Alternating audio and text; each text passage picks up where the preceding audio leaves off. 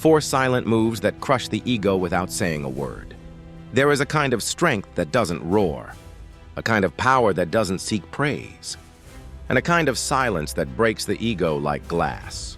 You see, we live in an age that worships noise. Everyone is trying to be seen, heard, and admired, but the truth is, the loudest person in the room is usually the weakest. The ego thrives on validation. It demands recognition, applause, and the illusion of control.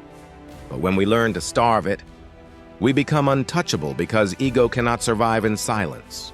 Let me show you 4 quiet acts, simple, devastating, and unshakably powerful. They don't require speeches. They don't seek revenge. They only require control over the one thing you truly own yourself. One walk away without explanation. Nothing crushes the ego like not being allowed to explain itself.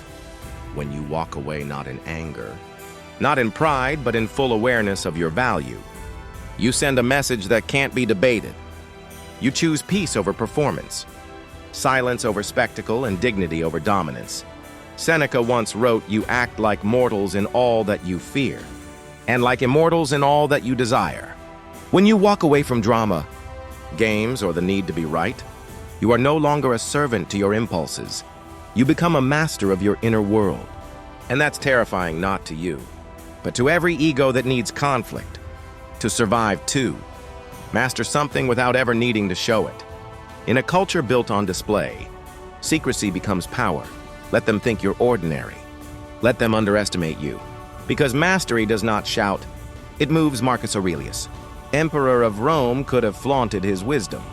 Instead, he wrote in his private journal, "Waste no more time arguing about what a good man should be."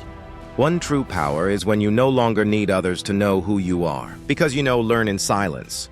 Train in silence, win in silence. And those who choose the second path, the ego wants the metal, the soul wants the strength.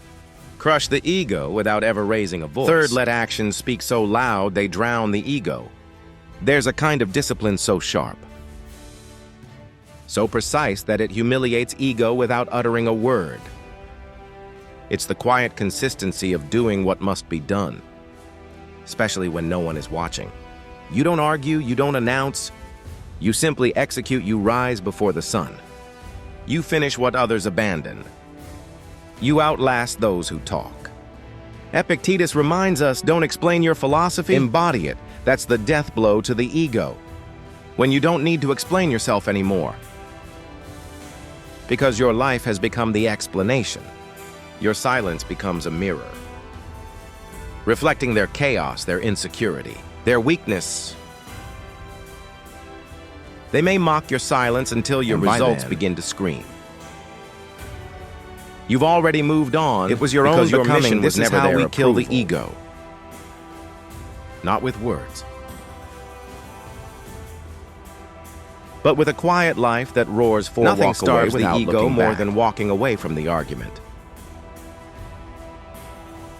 from the drama, from the applause. Because the ego feeds on attention. It thrives on being right. It clings to validation like a drowning man to a rock. Unshaken. You deny it all, Seneca once said. A man is as miserable as he thinks he is. When you detach, you destroy the illusion. You prove that silence is not weakness. It's power, that absence is not loss. It's control, and when we master the art of walking away without needing the last word,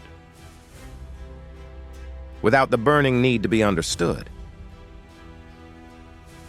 we no longer live at the mercy of others' perceptions. We become untouchable not because we fought harder, but because we knew when not to fight at all.